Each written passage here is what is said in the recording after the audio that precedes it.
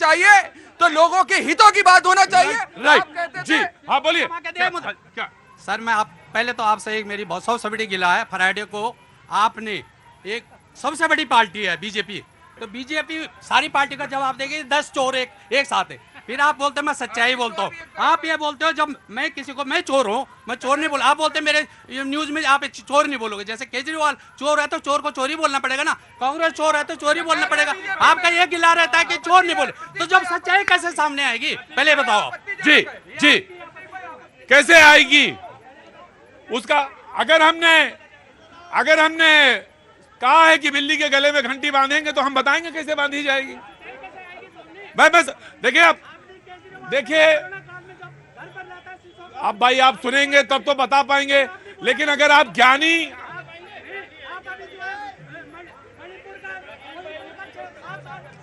मेरी बहुत बड़ी गलती है जो मैंने आपसे पूछ लिया, और मेरी सबसे बड़ी गलती यह है कि आप सुनना नहीं चाहते।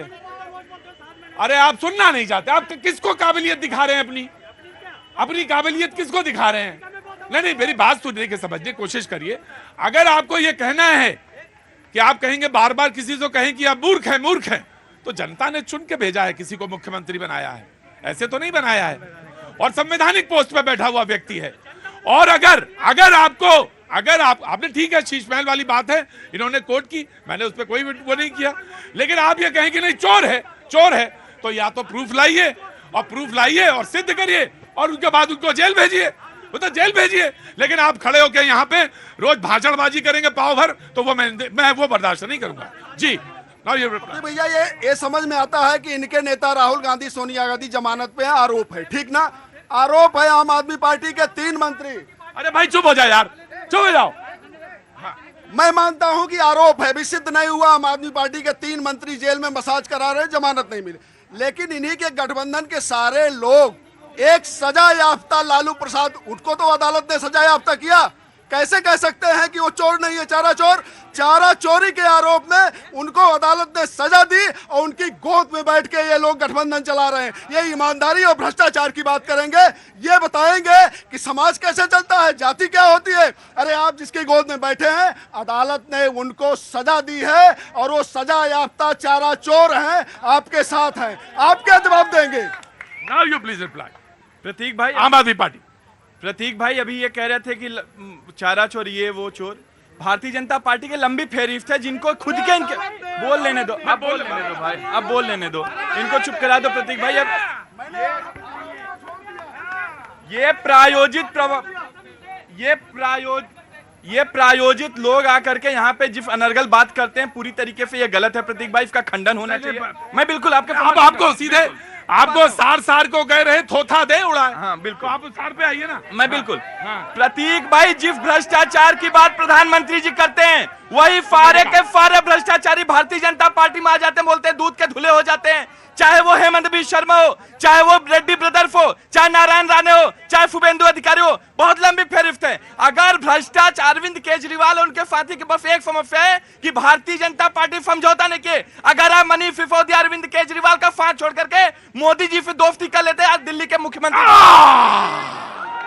तो मुख्यमंत्री तो आप हैं भाई, मुख्यमंत्री तो आप हैं। कहां से आना हुआ साहब? सर उत्तराखंड पौड़ी गढ़वाल। उत्तराखंड पौड़ी गढ़वाल से। पहले बहुत बहुत स्वागत है आपका, बहुत बहुत स्वागत है, नमस्ते, बहुत बहुत स्वागत है। पौड़ी गढ़वाल से आए, क्या नाम है साहब आपका? राजेंद्र प्रसाद बिंजोला। राजेंद्र प्रसाद बिंजोला जी। मैं आ रहा हूं।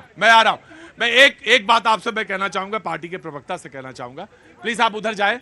और हर तरह के लोग होते हैं समाज में, हर तरह के लोग समाज में होते हैं, और ये मैं मानता हूं कि कुछ लोग अपनी बुद्धिमत्ता सिद्ध करने के लिए कहीं तक जा सकते हैं, अपनी बुद्धिमत्ता सिद्ध करने के लिए वो कहीं किसी स्तर पर भी जा सकते हैं। इसलिए आप बैठिए, मेरी जिम्मेदारी है, वो लोग बैठ जाएंगे। जी जनाब बिजोला साहब।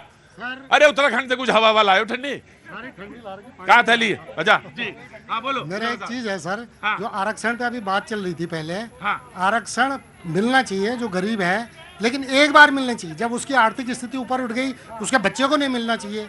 वो सारा जिंदगी 4 पीढ़ी तक आरक्षण ही ले रहे हैं। डीएम का लड़का डीएम। आरक्षण में क्रीमी लेयर वाली बात जो है ओबीसी में तो है, लेकिन वो ये बात कहते हैं कि आरक्षण में ये बात होनी चाहिए कि एक बार अगर जीवन स्तर उठ जाए, कहां से आए हो? बिहारी। रुको, बिहारी जी, कहिए जनाब, कहां से आना हुआ? बनारस से। बनारस से। जी अब आ रहा हूं, एक बार पूछ लिया, गुप्ता जी से भी एक बार पूछ लिया, आपसे भी पूछ लिया। जी कुछ कहना है आपको? हमें ये कहना है, हमारे जो भाई हैं और जो लोग इस टीवी में इस समय इस चैनल को देख रहे हैं, मेरा 2 शब्द कहना है कि माननीय प्रधानमंत्री जी स्वयं नहीं चुने गए हैं, इस देश की जनता ने उनको चुना है। पहले इस चीज का स्वागत करना चाहिए। दूसरी बात है, इस देश के लिए दोबारा प्रधानमंत्री अगर कोई चुना गया है तो माननीय प्रधानमंत्री जी चुने, मोदी जी चुने गए हैं, स्वयं में नहीं चुने गए हैं। इस देश की जनता बार बार चुन रही है। तीसरी चीज है, जहां तक जातिवाद को बांटने की बात है, कोई भी व्यक्ति हो, राजनेता कोई भी हो, मैं सबसे ये कहूंगा, इस देश को सबने कहा कि मिलजुल के रहो। अगर प्रधानमंत्री जी जातिवाद पर अगर जाति गणना नहीं कर रहे हैं तो इसका भी इस देश की जनता को स्वागत करना चाहिए। हम हिंदुस्तानी हैं, हम भारतवासी हैं, हमें एक रहना है, इसका नारा हमें देना है। तीसरी चीज है, अरे एक साथ रुको, ब्रेक लेना दो।